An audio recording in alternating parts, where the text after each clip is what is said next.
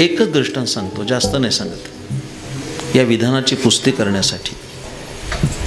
सुनो बड़ी गौर से, राजगुरु होते द्रोणाचार्य. अनेक विद्या, अनेक कला ते कौरव आणि पांडवांना शिकवत होते. इकडे लक्ष द्या.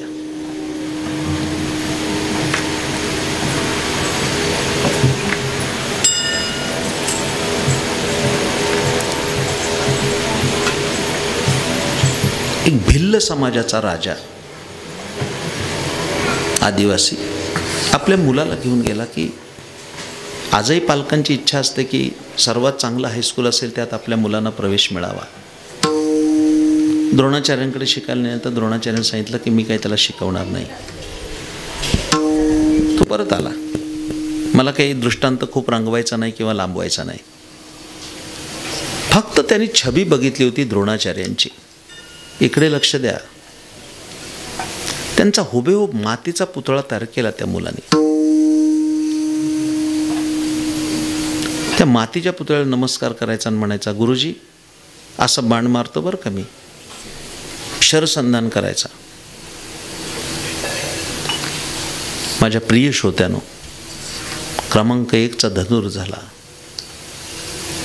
एके दिवशी कौरव आणि पांडव त्या जंगलात आले द्रोणाचार्यांसह. त्याच्यावर एक शिकारी कुत्रं होतं. ते भॉ भॉ भॉ भॉ करत पुढं भुकत होतं. याच्या त्या अभ्यासामध्ये व्यत्यय येत होता. कुठून तरी आवाज येतोय कुत्र्याचा. इथून त्यांनी शरसंधान केलं इतक्या तयारीनं की तो बाण जाऊन बरोबर कुत्र्याच्या तोंडात गेला आणि त्याचं तोंड बंद झालं. त्याला इजा झाली नाही कुत्र्याला, बाण लागला पण इजा नाही, फक्त तोंड बंद झालं. काय एकलव्य असेल. मला आज एकलव्याची आठवण येते की असा तोंड बंद करणारा माणूस सध्या पाहिजे. बाण मारल्याबरोबर तोंड बंद झालं. कुणी बाण मारला शोधत आले. एक आदिवासी मुलगा उभा होता. द्रोणाचार्य दिसता क्षणी हातातली काठी पडावी खाली तसा आडवा पडला. गुरुजी आले, नमस्कार केला, दंडवत घातला. काय आनंद झाला असेल त्याला. बसायला आसन दिलं. होती ती फळं समोर मांडली. श्रेष्ठ धनुर्धर अर्जुन, श्रेष्ठ धनुर्धर कर्ण, ही सगळी माणसं बसली तिथं. द्रोणाचार्याने विचारलं, बाळ कुणाकडे शिकला. विनयाने त्याने सांगितलं, आपल्याकडेच गुरुजी शिकलो. त्यांचे डोळे विस्फारले. मी कधीच तुला शिकवलं नाही. दुर्योधन दुःशासन यांच्या भुया उंच झाल्या. बहुतेक गुरुजी पार्ट टाइम करत होते. आम्हाला शिकवता शिकवता या मुलाला शिकवलं. आम्हाला जे येत नाही ते या मुलाला येत आहे. त्यांनी कुत्र्याचं तोंड बंद केलं. विचारलं, कुठे शिकला. तुमच्याचकडे. मी नाही शिकवलं तुला, चला दाखवतो. झाडाखाली ठेवलेला मातीचा त्यांचाच पुतळा दाखवला. ही तुमची प्रतिमा आहे आणि या पुतळ्याला विचारून विचारून मी धनुर्विद्या शिकलो. मला जास्त सांगायचं नाही. मला एकच सांगायचं आहे, हे केवळ झालं हे गुरुनिष्ठेमुळे प्राप्त झालं. ती निष्ठा त्याला मोठी करते, लक्षात ठेवा. आणि आपल्या गुरुजनांविषयी अत्यंत निष्ठा असणं हे व्यक्तिमत्व विकास घडवण्याचं सर्वात मोठं माध्यम आहे, लक्षात ठेवा. ते जाणलं पाहिजे. 5 गोष्टी सांगितल्या. आता हे करण्यासाठी काय केलं पाहिजे. तयारी ते दृढ मन, तयारी ते दृढ मन, तयारी ते दृढ मन, तयारी ते दृढ मन, तयारी ते दृढ मन, मन तयारी ते दृढ मन, तयारी ते दृढ मन, तयारी ते दृढ मन.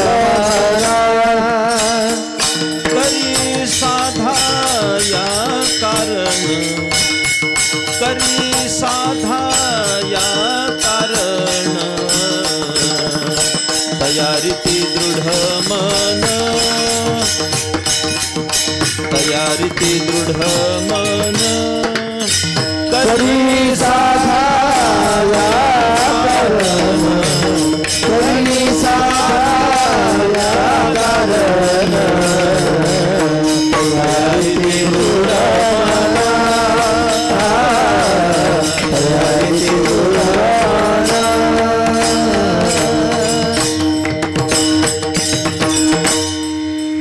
बहुत अच्छे, खूप छान वाजवलं.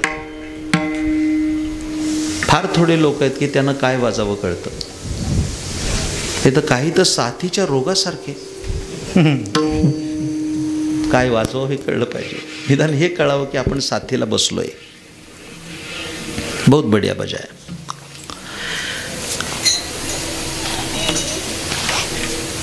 चांगली गोष्ट सांगतोय, आठवली मला आता. मी सुरुवातच अशी केली प्रस्तावनेनं की काय चाललंय इथे. ह्या अत्यंत निसर्गरम्य वातावरणामध्ये हे गुरुकुल उभं राहिलंय, मुलं शिकतायत. 40 मुलं आहेत इथं आता. काय होणार आहे याचं, इकडे लक्ष द्या. फार सुंदर दृष्टांत आहे, फार सुंदर, फारच सुंदर. एका मूर्तिकाराने सुंदर मूर्ती तयार केली.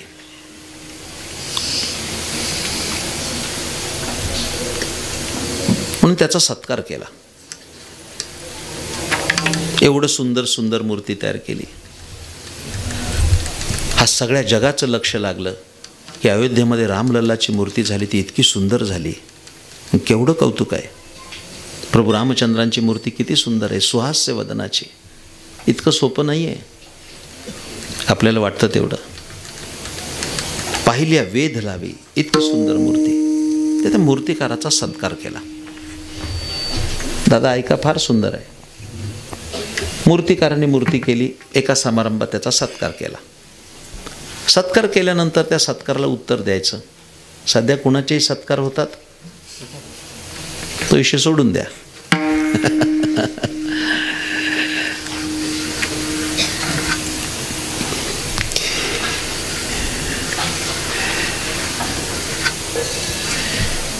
मूर्तिकाराला भाषण करायला सांगितलं. त्यांनी त्या सत्काराला उत्तर दिलं. तर म्हणलं, माझा सत्कार कशासाठी केला, काय कारण आहे. काही माणसं अजूनही प्रसिद्धी परांगमुख आहेत आणि काही प्रसिद्धीच्या इतकी मागे आहेत. त्यांची सवंग प्रतिष्ठेच्या मागे चालणारी धावाधाव बघून केविल वाणी धावावा. जरा बोलू का. अनेक कीर्तनकार प्रवचनकार आहेत त्यांच्यासाठी. चंदनाला पाटी लावायची गरज नसते की मी चंदन आहे. चंदनाला पाटी लावली कधी, मी चंदन आहे. काय कारण आहे. त्याच्या सुगंधानेच कळणार आहे की तो चंदन आहे. अडचण ती नाही आहे महाराज, विठ्ठल महाराज, ती अडचण नाही. अडचण कुठे आहे ती हे सांगतो. मी काय म्हणतो, चंदनानं पाटी लावली ठीक आहे ना, तो चंदनच आहे ना. काय चूक आहे. चंदनाने जर उद्या पाटी लावली की मी चंदन आहे, काही अडचण नाही, तो चंदनच आहे. अडचण कुठे आहे. सध्या बाभळीने पाटी लावली मी चंदन आहे, हा गोंधळ आहे. गोंधळाचं गणित कुठं आहे.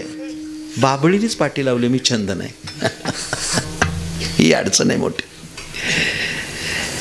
स्वतःची आत्मस्तुती करण्याचं काहीच कारण नाही. आपोआप वाऱ्या हाती माप चाले सज्जनाचे, कीर्तिमुख त्याचे नारायण. मला सांगायला वेळ नाही आहे तेवढा. यांनी विचारलं, माझा सत्कार कशासाठी केला. त्या मूर्तिकाराने उत्तर ऐका, फार चांगलं आहे.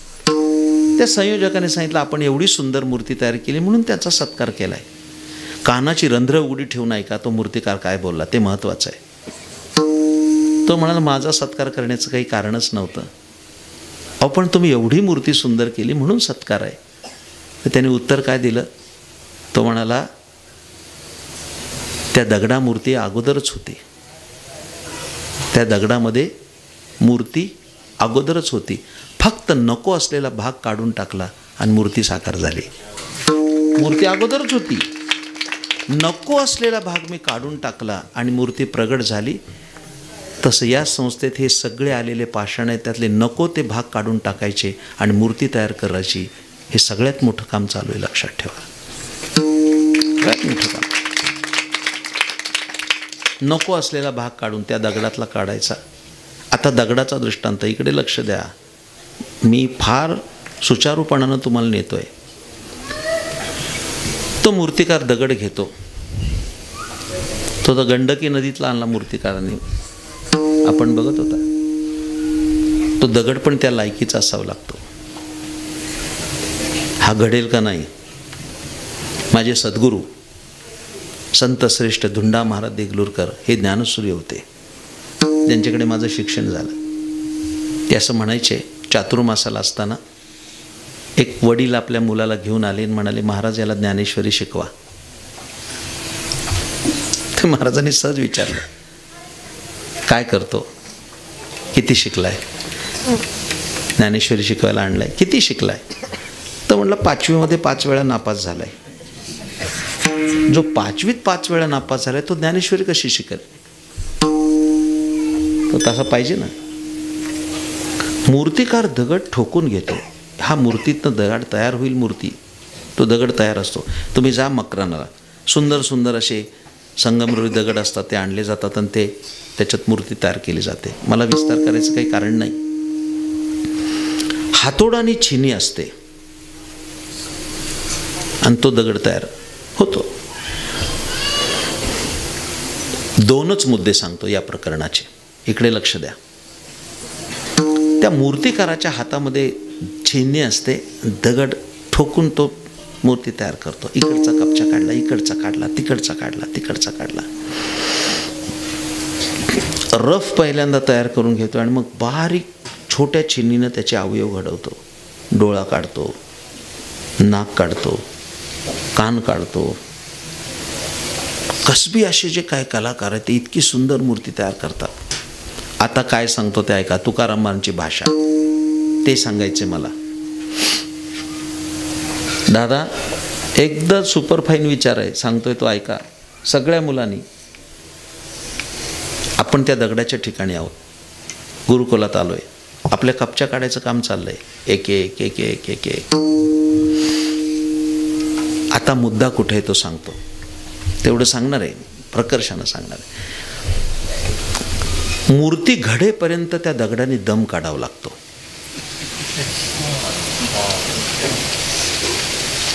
समज पाय योगेश, मूर्ती जर फुटली मध्ये असं घडू शकेल? मी कर्नाटकात गेलो होतो, गदगला.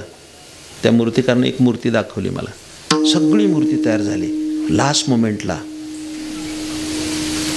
नाक घडवता घडवता नाकाचा टपराच उडाला. 6 महिन्याची मेहनत फुकट गेली.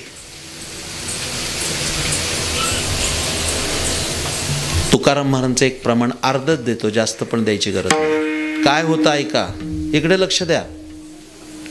जर मूर्ती घडली तर ब्रह्मवंदांच्या मंत्रघोषानं विधिवत त्याची मंदिरात स्थापना होते. लोक त्याला नमस्कार करतात. ऐकताय ना? जर ती मूर्ती यथोचित घडली,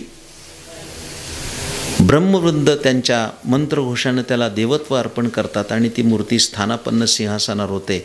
आणि चंद्र सूर्य असे मंत्र आहेत, यावत चंद्र दिवा करो, चंद्र सूर्य असेपर्यंत त्या मूर्तीमध्ये देवत्व नांदो. लोक त्याच्या पाया पडतात. आणि जर मूर्ती फुटली तर सुनते हो, बताऊं? फुटलिया जन गुलाबों से, गुलाबों से फुटलिया जन, गुलाबों से फुटलिया जन.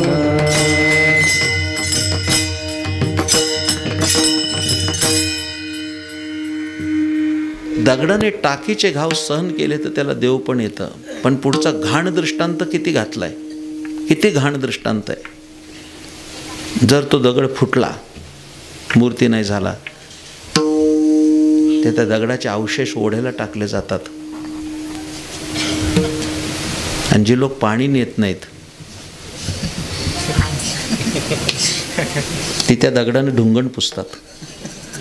त्या दगडाची तरा, निम्म्यातनं फुटलेला दगड, काय शब्द आहे तुकाराम महाराजांचे. फुटलिया जण कुलापुसे, ओढ्याला जाऊन पडतो. मी त्या दगडाची गोष्ट सांगत नाही, असे अर्धवट अनेक दगड पडले, त्याची कोणी दखल घेत नाही. ना धोंडा राहिला ना देव झाला, असा मध्येच लटकलाय. हे करण्याची सहनशीलता ज्याच्याकडे आहे तो देव होतो, असं महाराजांनी अभंगाच्या पहिल्या चरणात सांगितलं. साबुन टाके भाई, साबुन टाके भाई, साबुन टाके गाय, साबुन टाके गाय.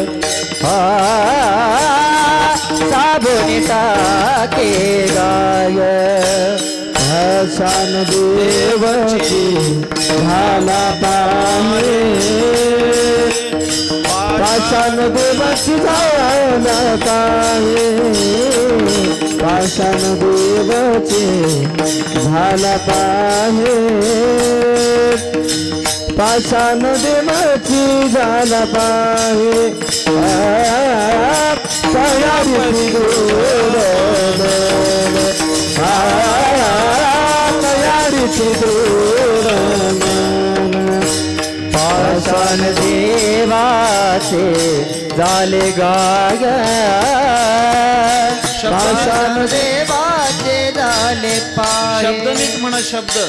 पाषाण देवाचे झाले पाय, पाषाण देवाचे झाले पाय. तयारी बाबा,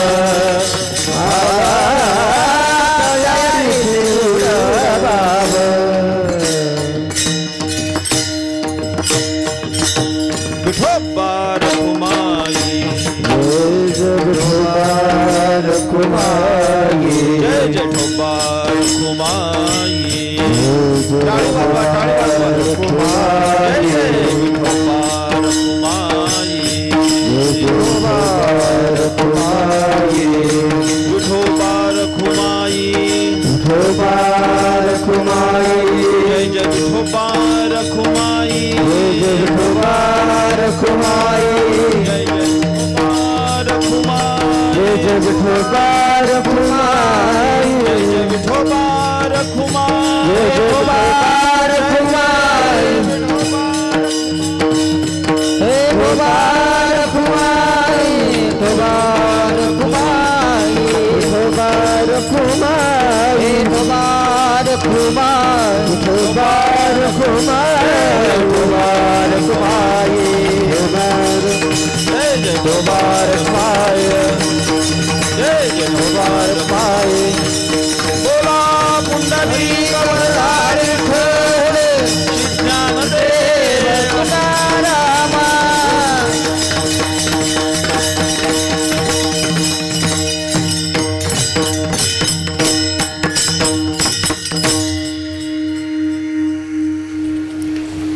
नियोजित वेळ संपला.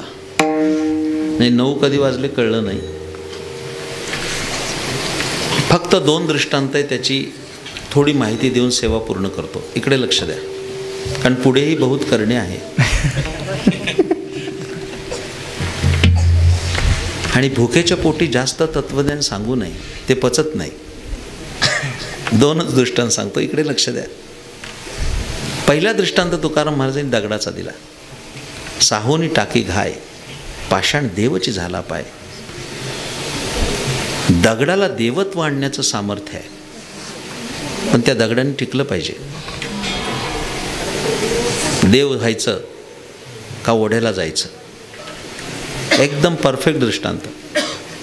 देव व्हायचं का ओढ्याला जायचं. दुसरा दृष्टांत शूराचा दिलाय, इकडे लक्ष द्या. साहोनी शस्त्र गोळी, शुराठ हा उंच स्थळी. माझ्या प्रिय श्रोत्यानो, Satara is famous for soldiers. साताऱ्याची ख्याती आहे. सगळ्यात जास्त फौजी जर असतील तर ते सातारा जिल्ह्यात आहे. ही सगळ्यात मोठी भूमिका. मला माहिती आहे, फौजी आंबवडं इथे, त्याचं नावच फौजी आंबवडं.